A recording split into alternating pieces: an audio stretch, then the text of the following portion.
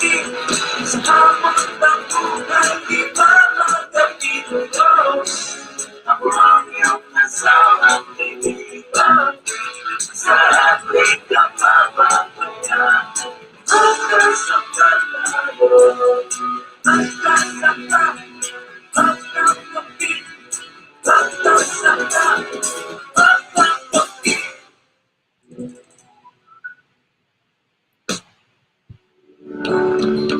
Ang programang ito ay hatid sa inyo ng Equilibrium Probiotics. Ito ay ang bagong food supplement na gawa sa mga piling gulay at prutas at dumaan sa isang masusing proseso para mapangalagaan ang inyong kalusugan.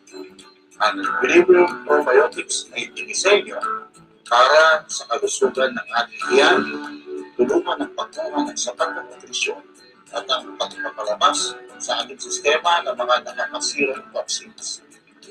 Ang Equilibrium Probiotics ay may iba't ibang disenyo at sangkap base sa inyong pangangailangan. Mula sa boost para sa mga bata, fortitude, boost to brain, miracle fruit, periwinkle, at ang pinakabago, liver food. Ang Equilibrium Probiotics ay may pagmamalaki na produktong gawa sa talak.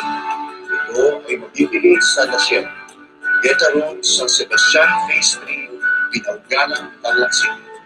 At para sa mga malalayong lugar, mabibili din ang produkto ng Equilibrium Probiotics sa Lazada. Ito ay eksklusibong gawa ni Dinang Malu Reyes Murray. Ano pang hinihintay niyo, mga kasanggan? Tala, bili na!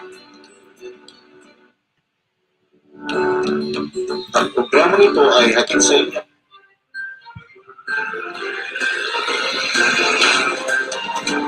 MSB, Kape at Balita sa Umaga. Hatid sa inyo ni Kuya Dong.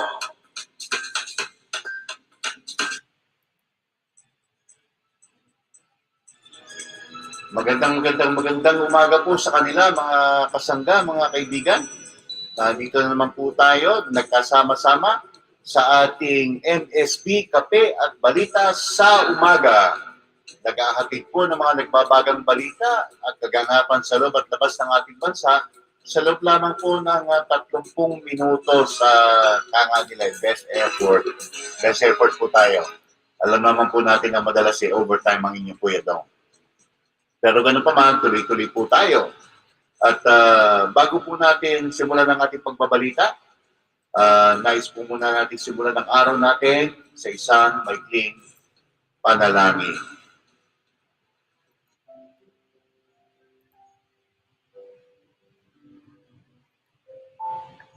Tayo po yumukod at damhin ang presensya ng ating mahal na Panginoon. Sa ngalan ng Ama, ng Anak, Espiritu Santo. Amen. Mahal naming lumikha, maraming salamat sa bagong araw na ipinagkaloob niyo sa amin. Sa mapayapang gabing lumipas at sa patuloy na pagbuhos ng iyong mga biyaya sa amin at sa aming bayan. Naway ipagkaloob mo po sa amin ang lakas at tibay ng loob upang mapaglabanan ang kasamaan at manatili po kami sa paggawa ng mabuti sa kapwa at pagsunod sa inyong itinurong tamang landas. Lahat ng gawain namin, inaalay namin sa iyong anak na si Jesus, na aming Panginoon. Amen. Sa ngalan ng Ama, Anak, Espiritu Santo. Amen.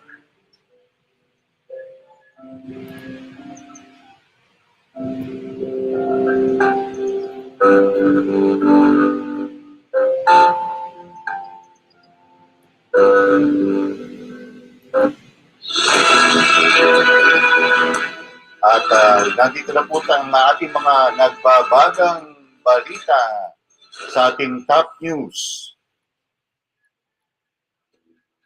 Mula sa Inquirer,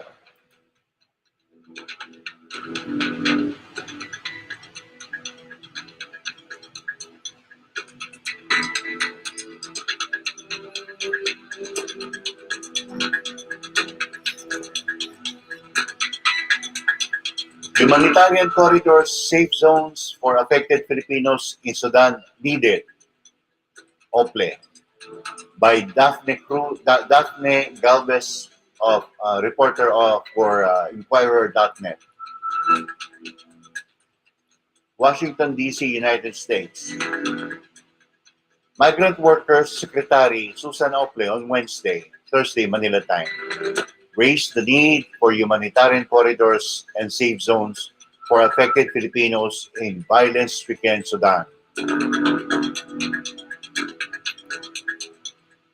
Ople said that while Philippine government has facilitated the repatriation of more than half of the Filipino population in Sudan, there are still those who wish to stay in the strife-torn country, hoping that the conflict would dissipate. Of course, hindi naman natin mapilit sila if that is their decision. But if they would ask our advice, the best time for them to leave is now, she told reporters in a press briefing here. There really needs to be humanitarian corridors and safe zones para yung mga gustong makaalis, pwedeng umalis. And then yung mga gusto naman maiwan, may access pa rin sa pagkain, sa gamot, sa tubig, and other basic essentials, Ople added. Humanitarian corridors are agreements between parties to an armed conflict to allow safe passage for a limited time in a specific geographic area. During the safe passage, civilians and injured individuals are permitted to evacuate, and humanitarian assistance are allowed to come in. Safe zones, on the other hand, are areas designed also through an agreement between parties to an armed conflict. Military forces will not be deployed or carry out attacks within the safe zones. Ople said she hopes the United Nations will step in and establish these humanitarian corridors and safe zones as soon as possible.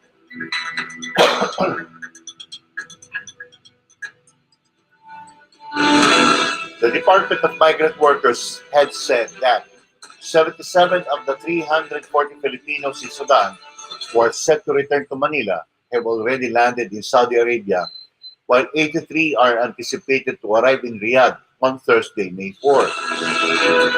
She added that the Philippine government is working on securing employment opportunities for Filipinos displaced by the conflict in Sudan. Ople earlier announced that the employers from the US and Saudi Arabia have expressed their interest in hiring overseas Filipino workers left jobless by the civil war in the African country. She also gave assurance to the OFWs that the government will give them livelihood aid up to 100,000 pesos so that they can have a fresh start in life. Ople is in Washington as part of the President Ferdinand Marcos Jr.'s delegation to his 4-day official visit.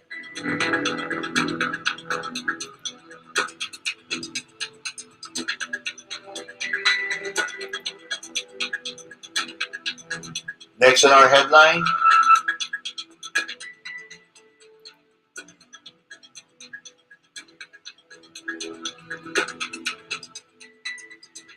also from Inquirer, PHUS set bilateral defense guidelines to modernize alliance cooperation.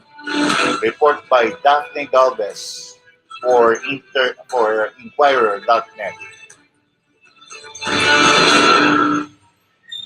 Washington, D.C., United States.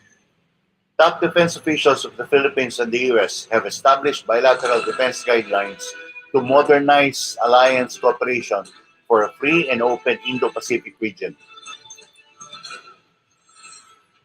According to a fact sheet released by the U.S. Department of Defense, Department of National Defense Officer in Charge Senior Undersecretary Carlito Galvez Jr. and U.S. Secretary of Defense Lloyd Austin have finalized the guidelines, which reaffirm the U.S. mutual defense commitments with the Philippines, recognizing that threats may arise in several domains, including land, sea, air, space, and cyberspace, and take the form of asymmetric, hybrid, and irregular warfare and gray zone tactics. The guidelines chart a way forward to build interoperability in both conventional and non-conventional domains. The fact sheet read. The guidelines the DoD set seek to strengthen the U.S. and Philippines' combined deterrence in an evolving security environment. It also aims to reaffirm the U.S.-Philippines Mutual Defense Treaty's enduring relevance in addressing both current and emerging threats, foster common understanding of roles, missions, and capabilities within the framework of the alliance to face regional and global security challenges, drive unity of effort across all areas of bilateral security and defense cooperation to sustain focus on principal regional security concerns, guide priority areas of defense cooperation to address both conventional and non-conventional security challenges of shared concern. The defense departments of the two nations also aim to modernize defense capabilities by coordinating closely on the Philippines' defense modernization, including through the completion of a security sector assistance roadmap to identify priority defense platforms and force packages that will bolster combined deterrence and capacity to resist coercion. The procurement of interoperable defense platforms sourced from U.S. programs and Philippine national defense procurement and funding initiatives must also be prioritized.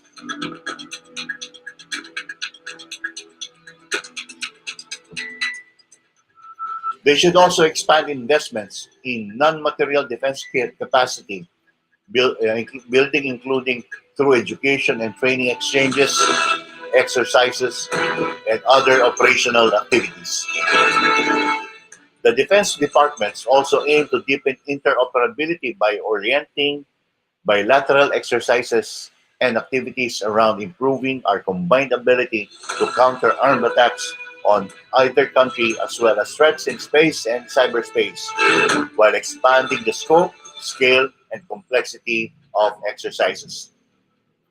Cooperation in maritime security and maritime domain awareness, including through the continued conduct of combined maritime activities, including but not limited to joint patrols, should also be expanded. The U.S. and the Philippines should also deepen cooperation under the Enhanced Defense Cooperation Agreement, or EDCA, to strengthen interoperability, including through infrastructure improvements, enhanced joint use of facilities, advancement of additional maritime security, maritime domain awareness, humanitarian assistance, and disaster relief capabilities, and rational U.S. access to agreed locations. They should also improve cyber defense and cybersecurity cooperation to secure critical infrastructure and protect against attacks emanating from state and non-state actors. The two countries should also sustain participation in multilateral fora anchored in shared support for ASEAN centrality and prioritize trilateral and other forms of multilateral cooperation based on common issues of shared concern, including pursuing opportunities for third-party participation and observation in bilateral U.S.-Philippine defense activities. The Philippines and the U.S. also vowed to enhance bilateral planning and information sharing on early indicators of threats to peace and security. Both countries stressed the need for real-time information sharing and for enhancing information security through consultations on policies, practices, and procedures for the protection of classified defense and military information.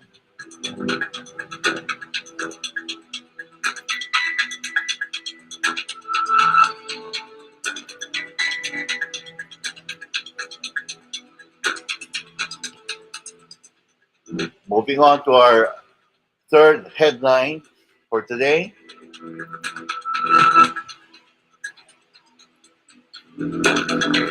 Good news to our farmers and those businesses connected with agriculture. Agribusiness firms, Marcos, focus on CALAP program developments issues from Inquirer.net. Go Negosyo founder Joey Concepcion led a group of Big Brother firms and agriculture companies and relevant government agencies and met with President Ferdinand Bongbong Marcos Jr. last month to discuss the progress and developments of the Kapatid Angat Lahat Agri Program or CALAP.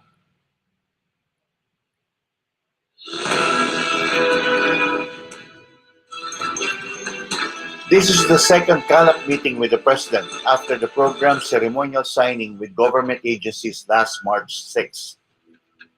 Among the issues discussed during the meeting was the need for interventions in ensuring that farmers get access to credit following earlier consultations with banks and financial institutions on agricultural lending.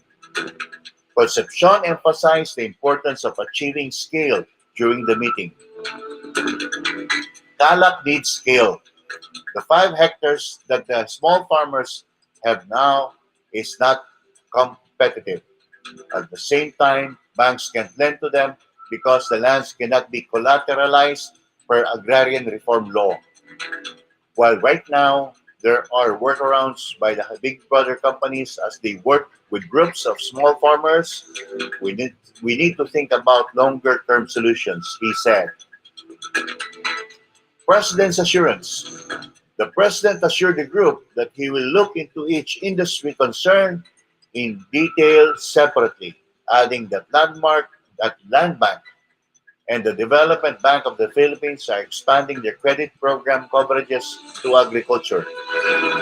He added that he will look into the use of digitalization in farm management as started by Universal Leaf Philippines, ULPI, in the tobacco industry. ULPI's Winston Uy shared during the meeting the technology they use in tobacco farming and his intention to share it with other big brother companies as one of the tools they can use under CALAP.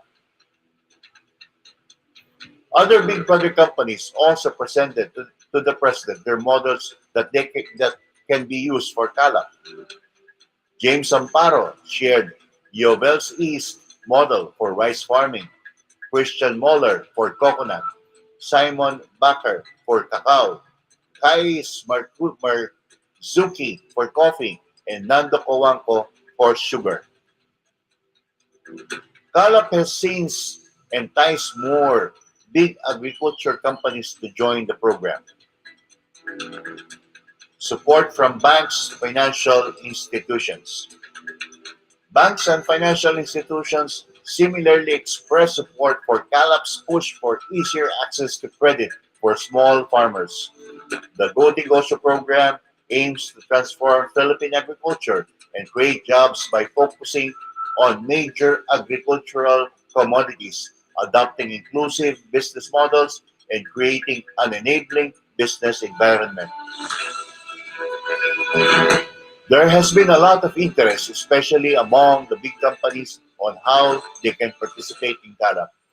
There is still plenty of room for solutions, and we are open to seeing how we can work with more big brother companies, said Concepcion.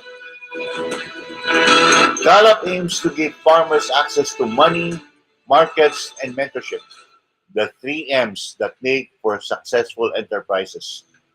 With CALAP, we aim to see transform agricultural commodities, food security, job opportunities, and an industry that is able to meet the requirements of the market, both in quality and quantity, said Concepcion. The meeting at the palace included the heads of agri companies who, under the CALAP's model, will share their inclusive business models that integrate small farmers into the value chain of large corporations. Key government agencies, meanwhile, will help facilitate the environment to create a productive, profitable, sustainable, and competitive agricultural industry.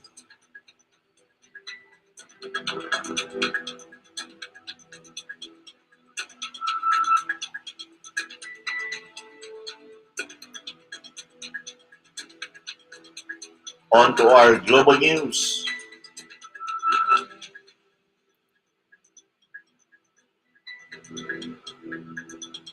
74 Filipino evacuees from conflict-hit Sudan are back in PH. By Beatrice Pinlac, reporter for Inquirer.net.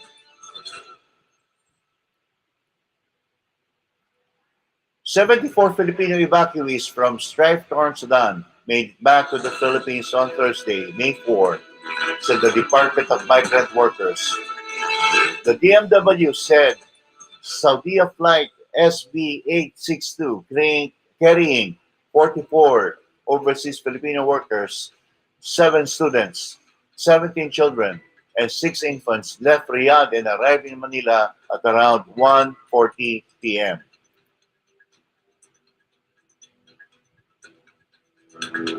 Overseas Workers Welfare Administration Chief Arnel Ignacio joined the group whose repatriation was arranged amid raging clashes in Sudan, which erupted weeks ago due to a power struggle between the Sudanese army and the paramilitary Rapid Support Forces. The Philippine government will be providing the OFWs who were assisted out of Sudan with 50,000 immediate financial assistance and another 50,000 for their families. They filled out skills and needs inventory sheet where they identified their specific needs for assistance, including reintegration and redeployment options. The MW told reporters in a message. DMW Undersecretary Bernard Olalia and Secretary Rafi Tulfo and Senator Rafi Tulfo, head of the Upper Chamber's Migrant Workers Panel, welcomed the repatriates upon their arrival at the Ninoy Aquino International Airport, Terminal 1. According to Sudan's health ministry, 550 people have died and 4,926 injured from the unrelenting fighting in the African country. South Sudan's foreign ministry said the warring factions have since agreed to extend their initial 72-hour ceasefire further. It, however, remains unclear whether it will hold, as truce violations had been reported in previous ceasefires despite the supposed suspension in fighting.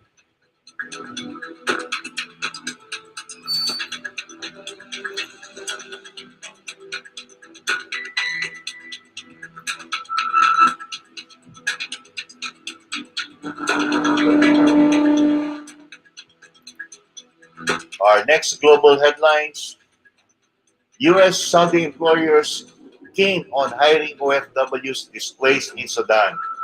OPLE. Report by Daphne Galvez, reporter for Inquirer.net. Washington, D.C., United States. Employers in the U.S. and Saudi Arabia are interested in hiring overseas Filipino workers displaced by the civil war in Sudan. Migrant Workers Secretary Susan Ople disclosed Wednesday, May 3, U.S. time. Ople said 77 out of the 340 OFWs in Sudan to be repatriated to Manila had already landed in Saudi Arabia, and 83 others would arrive in Riyadh on Thursday. She said the DMW was working on securing employment opportunities for these OFWs.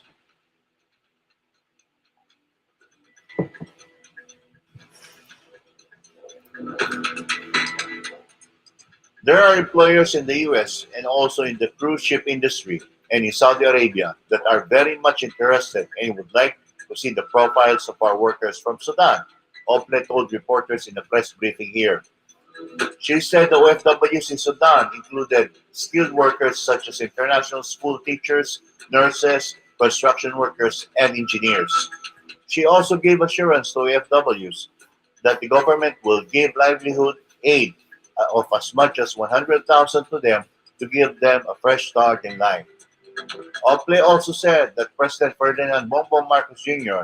was very much concerned and is always updated on the government's repatriation efforts.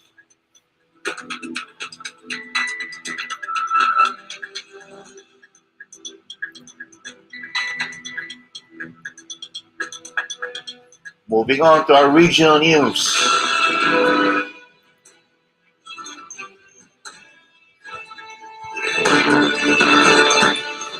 A 5.8 magnitude earthquake it hits Isabela coastal town by Villamor Bisaya Jr., correspondent for Inquirer.net. City of Ilagan, Isabela. A 5.8 magnitude earthquake, tectonic in origin, shook Isabela province at 8:49 a.m. on Thursday, May 4, the Philippine Institute of Volcanology and Seismology said. The earthquake struck 15 kilometers northeast of the coastal town of Maconacon, Naulita, and had a depth of 42 kilometers. Intensities were felt in Peña Blanca and Tuguegarao City in Cagayan, intensity 5, Batat in Ilocos Norte, intensity 4, and Pasuking, Bacara, and Lawag City in Ilocos Norte, intensity 2. Intensity 4 was felt in Gonzaga in Cagayan, intensity 3 in the city of Ilagan in Isabela, and intensity 2 in Kasiguran, Aurora. Pasuking, Batak, and Lawag, Ilocos Norte. Bigan City in Ilocos Sur, Santiago City, Banguet, Abra, Baler, Aurora, Darbacan, Ilocos Sur, and Bayambong in Nueva Vizcaya. So strong, please spare us, Lord. Judith Tarciso, a teacher in this city, told the Inquirer. It made the chandelier dance as we rushed outside of the building, said mall merchandiser Romnick Nain. In Cagayan, the earthquake was also felt, but no one was reported hurt and no damaged properties were recorded.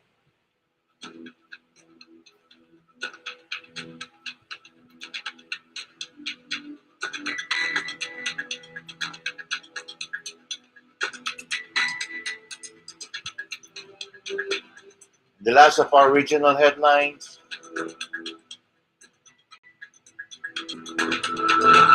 Eto, mag-iingat po tayo, lalong-lalo na po yung mga taga Manila. Metro Manila's COVID-19 positivity rate hits 20.4%. Octa Research. Report by Zakarian Sarao for Inquirer.net. Metro Manila's COVID-19 positivity increased to 20.4% as of May 3, according to Octa Research Fellow Guido David on Thursday. David said the 7-day rate was 7% higher than the rate recorded on April 25 at 12.7%. On May 3, the rate was at 19.7%.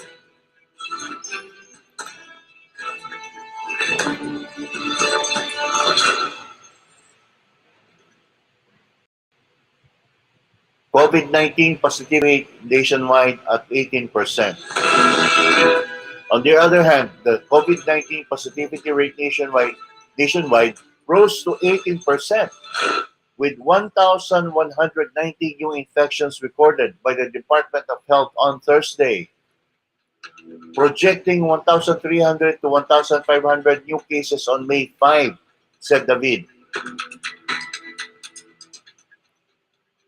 As of May 4, the DOH online COVID-19 tracker shows a total caseload of 4,097,525 with 8,371 active cases, 4,022,710 recoveries and 6,644 deaths.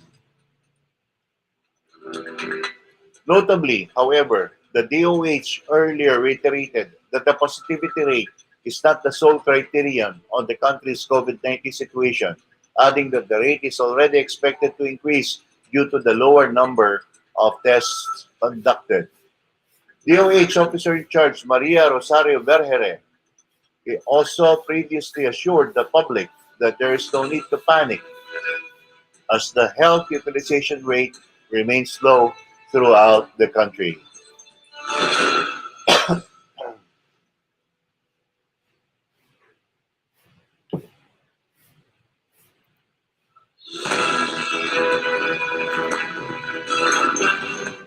Moving on to sports,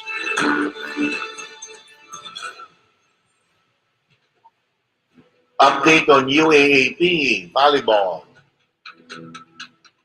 Top-ranked LaSalle, defending champ NU, set up repeat of last year's title series. Report by Musong R. Castillo, reporter for Inquirer. LaSalle came out with all guns cocked and firing, but inexplicably lost focus in the third set. National University needed the set to warm up. Didn't matter. They needed just one game to bundle out stubborn foes.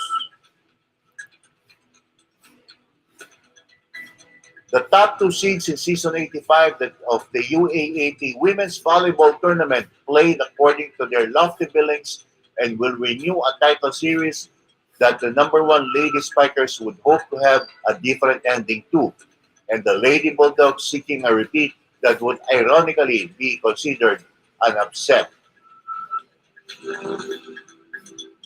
The Lady Spikers took all the best that University of Santo Tomas could offer in the first two sets and then let it all hang out in the fourth for a dominant finish with a 26-24, 25-22, 20-25, 25-19 win over the Tigresses at Smart Araneta Coliseum on Wednesday, giving LaSalle that shot to avenge a lopsided loss to the Lady Bulldogs in last year's finals. National U was practically listless despite a close score in the opening frame against number 3 Adamson. But when the Lady Bulldogs got going, they yielded just 47 points in the next three sets to follow LaSalle to the best of three title series and get a chance to avenge two one-sided losses in the eliminations. We're happy that we redeemed ourselves from their only loss of the season, and we're now in the finals, said assistant coach Noel Herculo, who spoke for LaSalle head tactician Ramil De Jesus. But our journey isn't over yet. There's still a long way to go, and we need to work harder and improve. The Lady Bulldogs posted a 22-25, 25-22, 25-15, 25-12 destruction of Adamson in the second game, riding the guns of Bella Belen and Lisa Solomon to assure that the title series starts on Sunday at 4 p.m. Also at the Big Dome in Cubao, Quezon City. Angel Canino was showered with MVP, Most Valuable Player, MVP chance by the LaSalle faithful late in the marathon match. She converted on a lot of clutch hits that the Tigresses desperately tried to stay alive behind the graduating Iya Laure. I didn't let that affect my focus. Canino, the hands-down Rookie of the Year ROY winner and prospective second ROI MVP under Belen last year, said in Filipino. I keep telling myself that this is just the semis and we want to go all the way. Without a title, Canino went on to finish with 19 points, while Laure ended her collegiate career with 15 points and without a title. LaSalle was unforgiving on the defensive end, and it was only fitting that its stratospheric front line smothered a Melina Alessandrini attack that sealed the match. National U will be coming into the title series at a high with the convincing conquest of the Lady Falcons. But the Lady Bulldogs will obviously have at the back of their minds the specter of having lost their two eliminations round matches in straight sets to the Lady Spikers. The Lady Bulldogs, who had a perfect 16-0 campaign last year, has won their last 7 games since those twin debacles to the Lady Spikers. Belen erupted for a career-high 29 points off 22 spikes, 5 blocks, and 2 aces to go with 19 excellent receptions, while Alisa Solomon had 21 points built on 17 attacks to complete National Youth's two-sided battering ram that doomed the Lady Falcons. We're happy that we won this game, but we didn't play well at the start. We still have a lot to improve on when we get to the finals. We need to polish our game, said Belen in Filipino. Solomon agreed with the reigning MVP, vowing to play better against LaSalle in the finals. We won't stop learning because we didn't move well in the first set. We will change our mindset every start of the game, Solomon said. Van Chalinsug was also instrumental for the Lady Bulldogs with 14 points. Setter Lams Lamina dashed out 24 excellent sets as Liberto Jennifer Nierva protected the floor with 14 digs and 16 receptions. Adamson first Final Four appearance since 2013 in season 76 only lasted for 1 game as coach Jerry Yee's return in the UAAP also ended with a loss. Tamaraos advanced, while Mark Aliato lifted Far Eastern University to the next phase of the men's stepbrother semifinals after leading the Tamaraos Pars Lasal 25-21, 19-25, 25-22, and 25-22. Aliado for 14-22 points, built on 20 spikes to lead the balanced attack of the Tamaraos and forge a knockout game with number 2 seed University of Santo Tomas also on Sunday. My teammates did well. All of them contributed. It's not just 1 or 2 players, said Calado in Filipino. Everyone worked hard and our coaches also gave their best. Jelord Talisayan had 12 points on top of 17 receptions and 7 digs for the Tamaraos. Drake Saavedra also scored 12.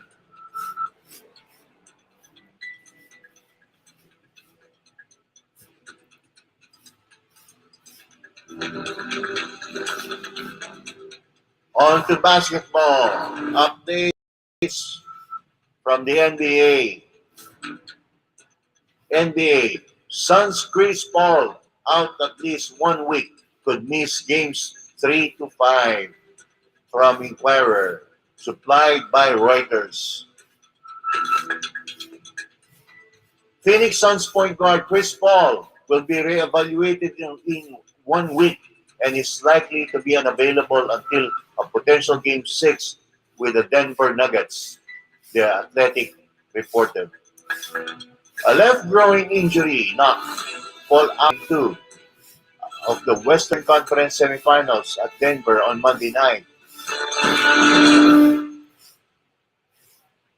Phoenix fell behind 2-0 in the best of 7 series in a 1997-87 loss to the Nuggets on Monday night, finishing the game without Paul in the game or at the arena due to the injury. The good news for Paul and the Suns could be the long layoff in their series schedule. Game 3 is Friday in Phoenix, 1 day before Paul's 38th birthday. We're not quite sure what it is right now, Suns head coach Monty Williams said. Cameron Payne likely would replace Paul with Devin Booker, assuming more point guard responsibilities if the Suns don't have their lead point guard for Game 3. The worry for Phoenix was that Paul couldn't push off his leg at all on Monday night when he exited the game. According to Williams, which limited casual movements and all but erased any explosive burst with the ball.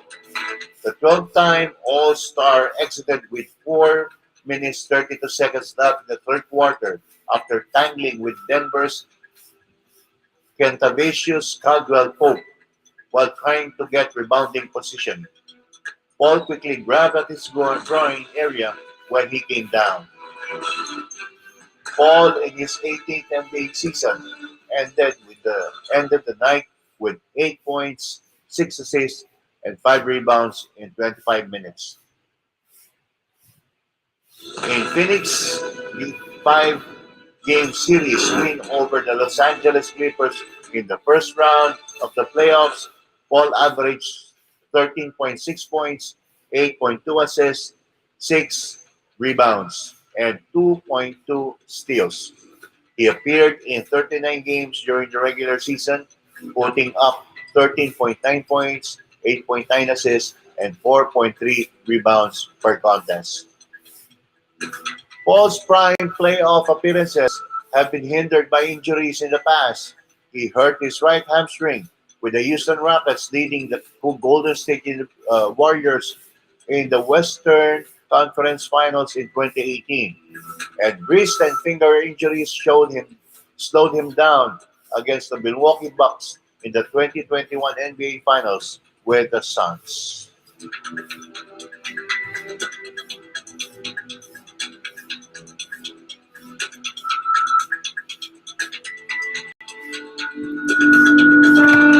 In Final Four sports, also from NBA, sharp shooting Celtics split Sixers to square series. Report from Agence France Press to Inquirer.net. The Boston Celtics produced an exhibition of three-point shooting to blow away the Philadelphia 76ers 121-87 and square the NBA Eastern Conference Playoff Series on Wednesday. Jaylen Brown led a clinical offensive display for the second-seeded Celtics to swat aside a Sixers lineup who welcomed back newly crowned NBA Most Valuable Player Joel Embiid after an injury absence of nearly 2 weeks.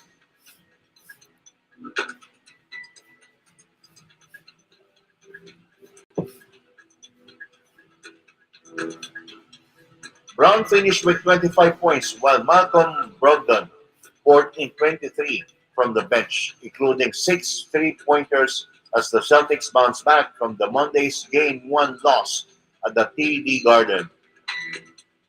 The best-of-7 series is now level at 1-1 as the teams head to Philadelphia for Game 3 on Friday.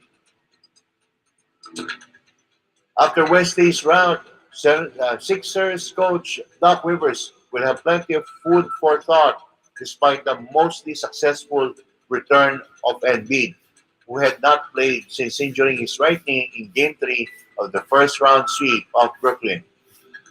Embiid made his presence felt with 15 points and 5 blocks, but was clearly not at full fitness before being removed from the fray in the third quarter as Boston surged into a commanding lead. Boston, meanwhile, will be buoyed by a display that mixed defensive ruggedness with free scoring offense. We just set the tone on defense, trying to be aggressive on both sides of the ball, getting our teammates going, but really just setting the tone on defense and having fun. Celtics forward Brown said afterwards. No fewer than 8 Celtics playoffs contributed to Boston's tally of 23 pointers from 51 attempts. Philadelphia, by contrast, made only 6 of 30 from beyond the arc, with their off night underscored by James Harden's futile shooting from three-point range. Harden, the 45-point hero of Monday's Game 1, made 0 of 6 attempted 3 points, finishing with just 12 points from 2 of 14 shooting. Philadelphia led by 2 points briefly early in the first quarter, but the Celtics scored steadily thereafter to edge clear.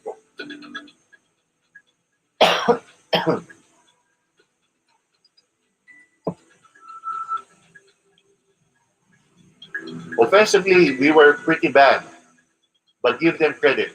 Their ball pressure ate us up all night, River said. I thought they pressured us. They denied us. They played in our airspace all game. We talk about it before the game. But you can talk about intensity and force all you want. When you get out on the court and it's actually being applied to you, you have to be able to handle it. And we didn't handle it very well tonight.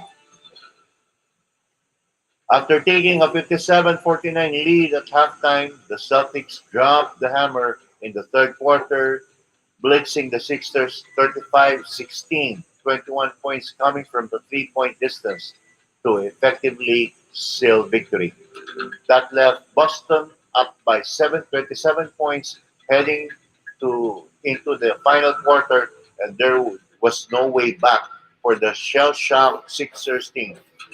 The Celtics continued to score freely on the fourth quarter, stretching their lead to 34 points as the Sixers threw in the towel. And that concludes our news updates for today, May 5, 2023, Friday. Before we end our news reporting, allow me to greet those who join us today in our live streaming. Good morning kay Brother Evangelista Corpus, kay Brother Edwin. Good morning, bro. Good morning, everyone. Tita Paz Ginakaran is also watching. Good morning, Tita Paz. Magandang morning po, Sir Dom. Good morning din po, Tita Paz. Ate Biner Masangke is also watching. Good morning, Ache. So, si Joyce is also watching. Joycelyn Esguerra Cunningham is also watching. Good morning, Joyce. Si Ate Tet Tagines is also watching. Good morning, Presdong. Malapit na kamuli, Ache. Father Danny Lokyao is also watching. Good morning po, Pads. Si Admin Sol is also watching. Good morning. Good morning. Eduardo De Leon is also watching. Good morning. Si Sir Butch Bautista is watching. Good morning, Sir Butch. Thanks for joining. At doon sa lahat ng mga nanood sa atin ngayong umaga, salamat po sa inyong pagsali sa akin. At dyan po nagtatapos ang ating pagbabalita, no? Yung ating news reporting for today. Tomorrow we'll have our regular programming of Magkasangga sa Buhay. I hope to see you tomorrow.